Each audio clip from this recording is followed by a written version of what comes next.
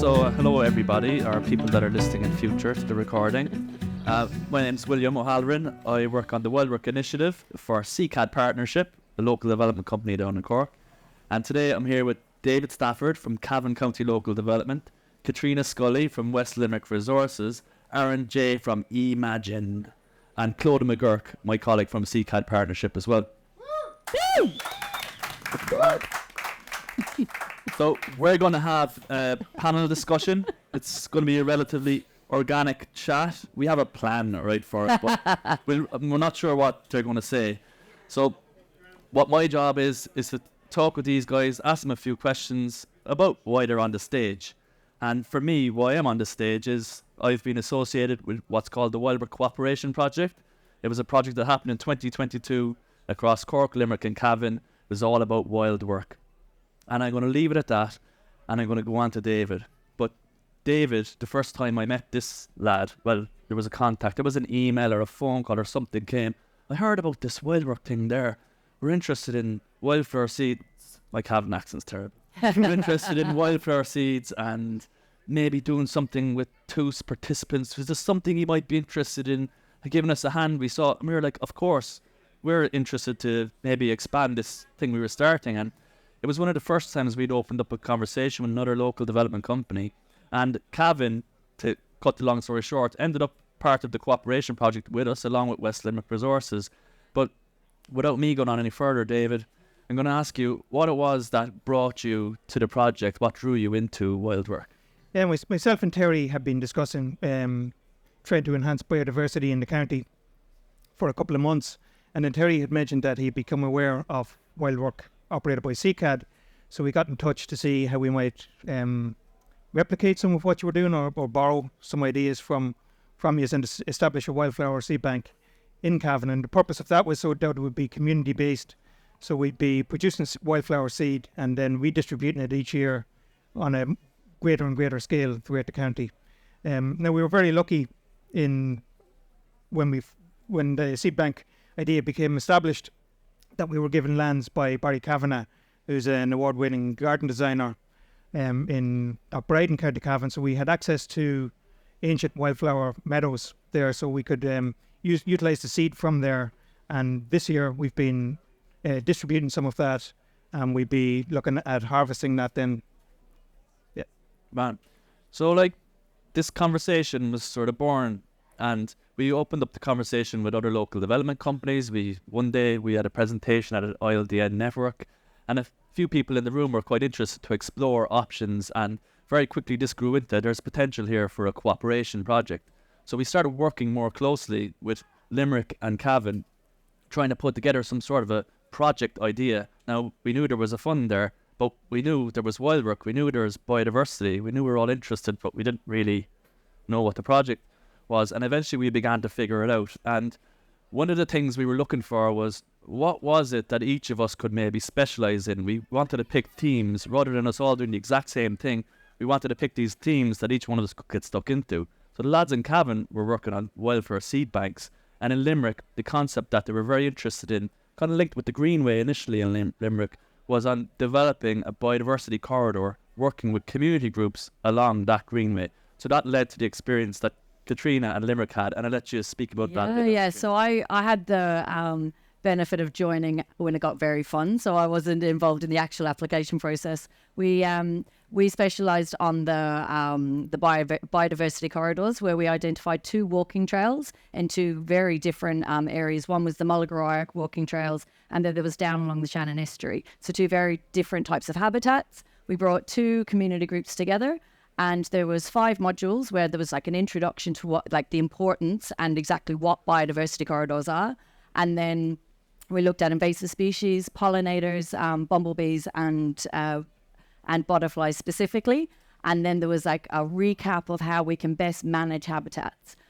So yeah, we had the benefit where we got to get the groups so they could swap over and then like apply their training to where they hadn't experienced it, and maybe identify different ways that they could manage these biodiversity corridors. Yeah, thanks, Katrina. So Aaron is here to speak about Imagine's role in the project in creating video output, virtual reality that she might have had a chance to try in there in the tent. But Aaron, just firstly, I'd like to ask you about to tell us about the experience that your crew had on this project, because essentially these guys got to see everything up close and personal, and there was a camera crew following a lot of the training. So I'm sure guys told you some stories about what the experience was like. Would you be happy to share a bit of that with us, please? Some of it, yeah. The safer work pads. What they get up to on a shoot is their own business, to be honest. No, I think the biggest key for us was to try to, we had to get to the same exact spot because we were doing seasonality. And if it's spring, summer, fall, and winter, there's no point in showing different spots. So have the same spot. So a lot of it was geolocating exactly where we were. The last time we came back in March, and then in the fall, we had to start in the springtime. So we did winter last. So that was interesting, actually, to be able to pinpoint the exact location for a purpose, Another thing that you might have forgotten that you did for everyone involved in the program was you actually taught people, and you taught the trainers and participants how to use your phone to capture video. And if you watch the video outputs from this program, you'll see that there's loads of little snippets of stuff that came directly from the participants who were learning about nature. And that was actually, I thought, one of the great things that you did do. It was simple, no skin off your back. But how did you find that, of actually trying to help others to capture that material and bring it to life in a real professionally produced video? Well, I suppose it's giving people awareness of what you can do with your camera, and the best camera I own is the one in my pocket right now, and I've been a photographer for 15 years, and I know John was doing a lot of the coursework, but it's stuff that we do every day that you kind of just think, no, you need to get closer, you need to keep the horizon level. There's small little tricks that we don't even think about anymore. And we had to kind of slow down and go, oh, hold on a second. They just don't know these things by default. And it was nice to have a community contribution to it, so that a lot of the material would come from the participants. Okay. So, I'm going to come back to, we're saving the best for last here with Clodagh. And part of that is I'm going to pull back from her again and go back to David here, right? So, David, this seed bank concept, they had an idea, they knew they wanted to do something. But we actually tried this experiential approach where, quite deliberately, we knew what we wanted to kind of learn about and explore. But the idea of this project was, let's take on the concept of creating a community seed bank, whatever that is. Let's explore it with local community groups and RSS farmers in particular, and see what we learn at the end of it. And then what's learned at the end of it kind of gets regurgitated back out into shareable learning resources, which are forthcoming now. So what did you learn in the seed bank? What was the experience like? What kind of stands out for you from that process? What you said was the experiential learning. So we started again in spring, and we went through seed selection, planting. We've done over 5 different courses over 6 months, so we got to see the whole life cycle of the seed, and then through flowering stage, then harvesting, different methods of harvesting, then seed storage, and then what we were going to do afterwards in terms of why are we doing it in the first place. And that was to build up a stock of indigenous seed from the locality, from Cavan, that would be, would fare better throughout the county. So that was the purpose of it. Yeah, and did it as it moved more towards a kind of community-oriented project rather than necessarily, it's not a commercial focus on it, it's more, would I be right saying that? Yeah, no, it's a community-based at this point anyway. There might be some of the participants were talking maybe that it could be a commercial venture down the road for some farmers. Okay. Because seed stock is quite expensive. Yeah. That's one thing that people learned. So we were lucky, as I said earlier, that we were lucky that Barry allowed us to use his ancient wildflower meadows, because we had a stock there of indigenous seed that we could harvest and then redistribute. And as years go on, we'll be looking at increasing the number of sites within the county. Right. So, but again, that's not on a profit. We'll come to that later, because all of this project becomes a catalyst for ideas and then new actions down the line. In each of the 4 territories, we also had what we call the Public Lands Project. And the idea of it was to look at a public site, maybe owned by the local authority, a community park or a Quilcha woodland or somewhere like that, right? And to bring together the people who own that, who have responsibility for that, so like maybe the local authority folk or the Quilcha folk or the national parks and whoever it might be, right? State agency people. Bring them together with local community activists interested in biodiversity action. and get them together to explore the concept of biodiversity action in this place, what it entails, what are the nuts and bolts when it comes down to it of implementing stuff, not just about here's things you could do. So it was an exploratory process, but there was some very good things happen on that in Assumpta Park in Limerick, and there's some outcomes, and I'd love to hear a bit about that. Yeah, it's my favourite. It's my little passion project. So right in the centre of Newcastle West, in the middle of West Limerick, there's like, it's quite a built up urban area now, but there's like a few small, like little, as we said, corridors but there's this small little park in this like council estate that used to have a playground and it used to be really well utilised, but there's a pathway just going through it and all it gets is walked through. So I kind of spotted that as being a really good spot to create like a nature reserve in essence, but also to maybe get more of the kids involved that live in the estate. And just by chance, Feroiga is down at the bottom of the estate, just in the market yard. So we brought together the Tidy Towns, who've been really heavily involved in trying to develop biodiversity in the area. So Newcastle West Tidy Towns with Feroiga, and we've connected them up with the landowner, it being public lands, the Limerick City and County Council.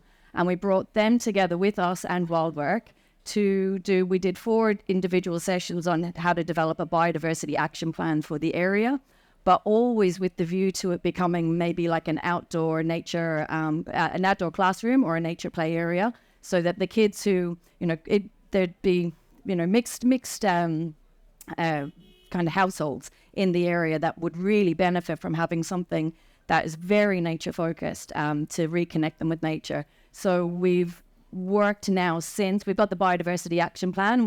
It's always going to be a very long term project, but we've got engagement from the council and we've got a few, and we're going to maybe put it through LEADER and actually do a feasibility study on how to actually develop the space now, because it's quite a large space and there's still a lot of nature in it. So I'm really looking forward to it actually. I mean, maybe I don't want to put a timeline on it, but I hope within the next 3 years we'll see an actual nature play area there. Brilliant. So Clodagh, you were also able to enjoy this program as a participant in the West Cork area, like go along to some of the training, and it would have been a good chance for you to learn some stuff about biodiversity, I'm sure, but perhaps more so an opportunity to, through wild work, through nature or through biodiversity as a topic almost, to get to meet other like-minded people or community groups interested in this topic. And I know I've been speaking to Clodagh on the way up in the van, and there's so many different groups in West Cork now that she's involved, liaising with, to do with things to do with biodiversity. It's a real interesting topic. But regards the introduction to wild work training, the 6-part program that ran down there, how did you find that in that regard, as a way to kind of network and meet people and create ideas aside from what you might have just learned on it? Yeah, well, I think that was the magical bit, was the being outside and having that time and opportunity to meet new people, whether like-minded people or people who were already very active and aware of their local landscapes and habitats and biodiversity, and also people who weren't, who were there out of curiosity or maybe new to the area. So there was a lot. Yes, the program was there, and there were set landscapes and habitats that we were visiting on those any one day, but there were new connections made in individuals and in groups, and everybody learned something new, and there was this sense of awe in every session, which was amazing, which was the added I think such a valuable part of the program was that connection, that nature connection, that really personal experience, the sharing of stories, and the expert ecologists who were coming in, they absolutely brought so much knowledge with them, but the locals also brought so much knowledge and stories as well. So there was so much more came out of it for everybody. It wasn't prescribed. There was lots of time and space to explore and discover and make those connections, and they have continued on. There was a huge demand for the program, and people are so keen to continue those connections and find out what other new projects can be done with us or outside of us. So that was a huge positive, and maybe having the time together as well, outdoors, in person. Was obviously the huge bonus of it. Yeah, one of the things that we knew that the program would become a catalyst for action. We just knew it. Bring people together, explore this stuff. Someone goes, we should do this, we could do this. Why is this happening? And we wanted to capture that. And what we did this year is we went back around to all the 4 territories, and we went on the road with this concept called 100 Actions for Nature. We wanted to come up with a list of 100 actions that could be implemented for nature or to do with nature, essentially in a local development company territory. And it was also a way to kind of celebrate the learning and share what happened in the cooperation project. But we said, why not turn it into something productive? So how did you guys find that experience of kind of tapping back in with the participants again a few months after the program? I'll come to you first, David. We're looking actually with the climate change group in Cavan. Some of them were on the wild work course as well. And we're looking at having a significant trees project now. So we'll be linking in there and actually looking at linking them up through walkways as well. When you say significant trees project, what would you... It'll be the identification of different trees within the county of significance to someone. And particularly old species of trees. And actually looking at propagating some of them as well. Great. Yeah. So the seed stuff isn't necessarily just wildflowers, it could be trees related. Yeah. Very good. Katrina? Yeah, I suppose our biggest follow-on was an invasive species. Like one thing that a lot of our community groups didn't necessarily know the extent of the problem in the area once they started the identification process and realising how difficult they were to manage. So we had a few requests to actually roll out an invasive species management training program that could be done at a community level. So we've just actually finished up the training on that. So there's still yet more call to, they're asking for like wider scale management programs. And so I think that's, it feels like negative to say it because there's a big problem with it, but like that there's a management appetite there. And like, so at a community level, what I'm hearing is that there is a big demand for investment or action to be happening on the ground. And who is, you mentioned that you brought in people to do the project. Who's doing the work for you? And yeah, well, we had Very come in to do the training again. So they would be the same ecologists who would have been brought in to work with us on wild work. So we obviously tendered out again, and Very were the successful tender again. So we had Kieran, who was he was actually quite involved with our groups on the ground in the first place. So it was like a continuation of that training, like it was like a natural kind, almost phase 2. So it was really good progression, I felt. Yeah, but like for the people with the local development hats on, one of the things about this is interesting is that we are actually, it might be more indirect, but this does create investable opportunities.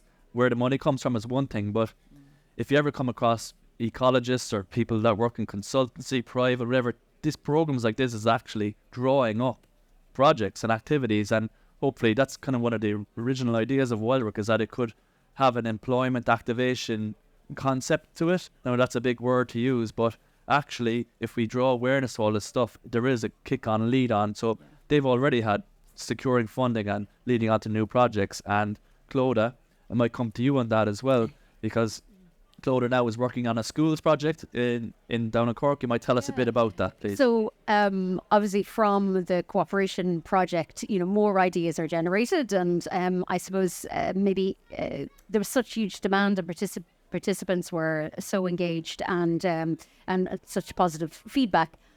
But I suppose from there we identified there are groups that we hadn't engaged with there. So one being children and young people. So from taking from the learnings of the bigger cooperation project, we developed a program for biodiversity training for primary schools in Cork, which we've rolled out this year.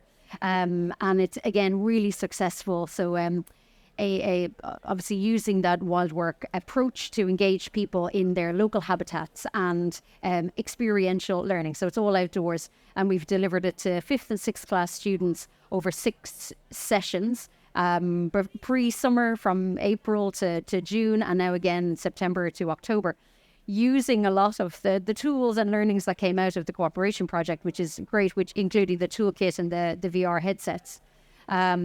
Exploring local, keeping it local, and developing that personal connection and understanding with local landscapes and local habitats.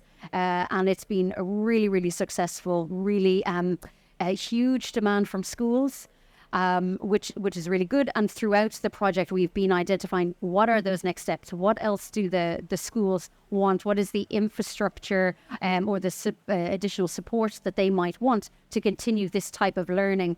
And in a very integrated way, that it's biodiversity, it's nature, it's well-being, it's local civic engagement and participation. So again, huge outputs from it.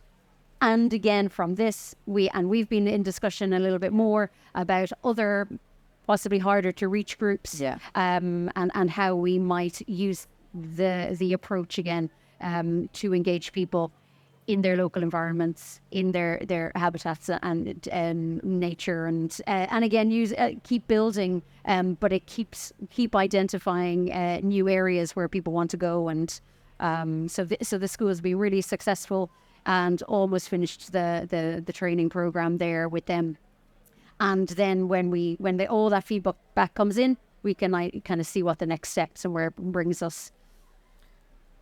So one of the next steps or the future of this stuff is actually to do with technology. That's an element of it, but something that's very snazzy and new, and people go, wow, this new thing is this virtual reality experience that's developed. And what I realised personally, actually, in working with John and other people in Imagine to do with helping to kind of fine-tune and piece this thing together, is I started realising with these lads that they haven't necessarily done this before, or they hadn't done this before.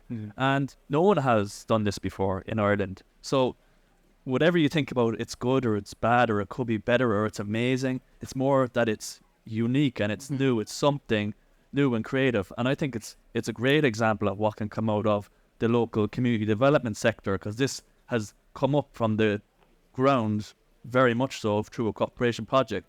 But Aaron, I'd love to get a little bit of insight what you think about the potential for virtual reality moving forward in Ireland, and in the kind of the nature wild work angle. What do you see? What opportunities, or where can this go?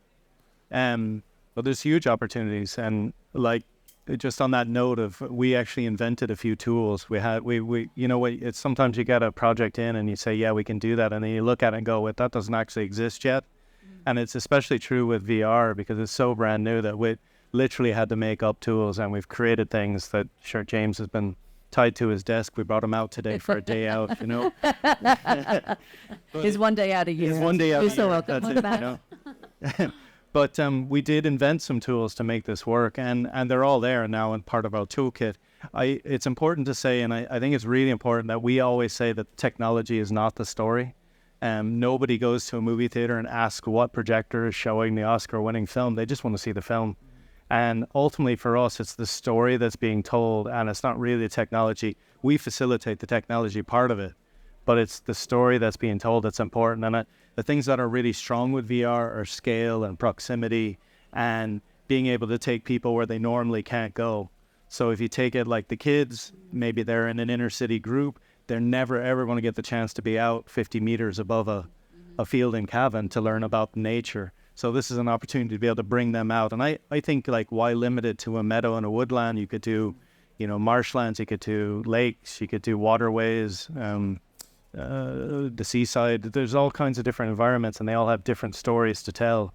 And I think that's important, especially for kids. Kids love this stuff. They don't have any qualms at all about lashing a headset on and starting messing around and see if I can break it. They're into it. So I think it's really important for kids. They're the next generation that are they've always grown up with this.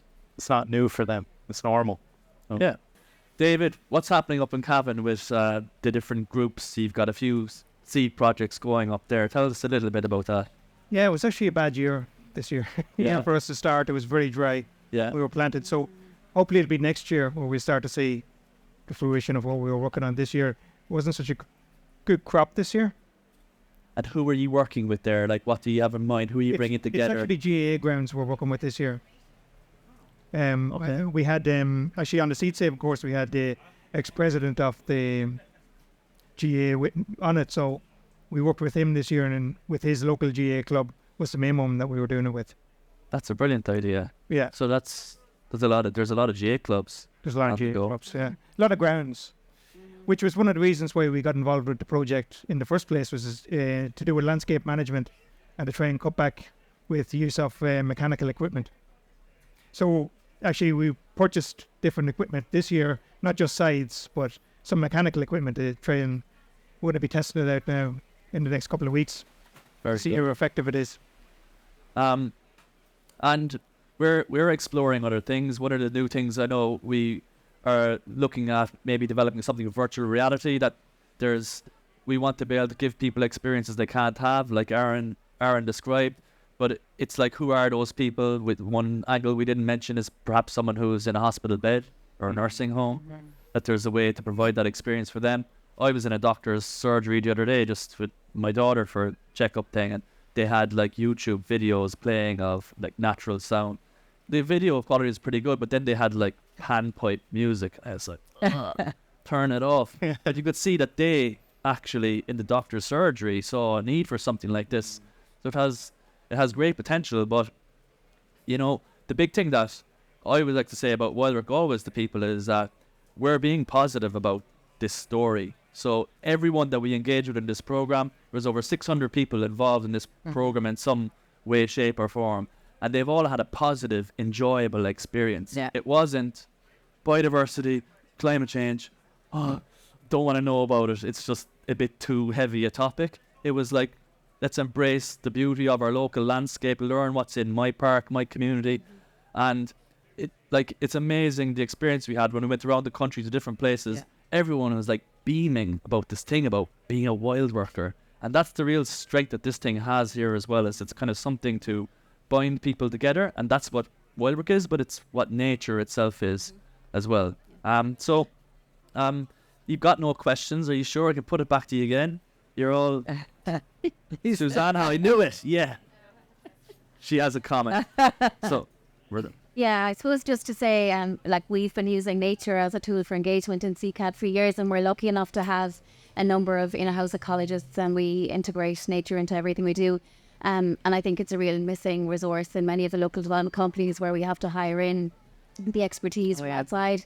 And you can very easily integrate nature and the environment into a lot of community development work.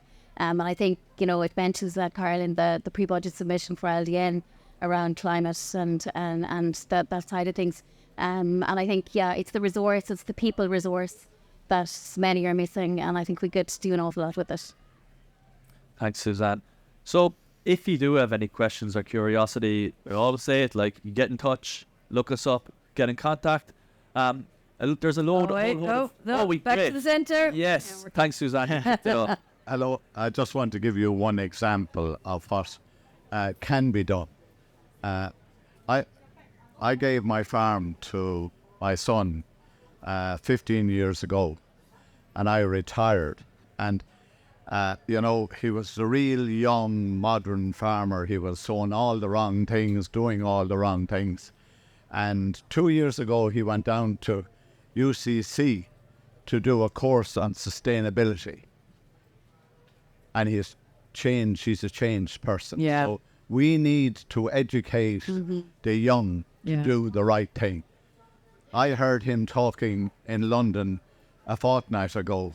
He was having a chat with an English farmer that we know, and he was telling the English guy what he should be doing. He was absolutely gone 360 degrees to become a more sustainable farmer. So we do have to educate and get as many people.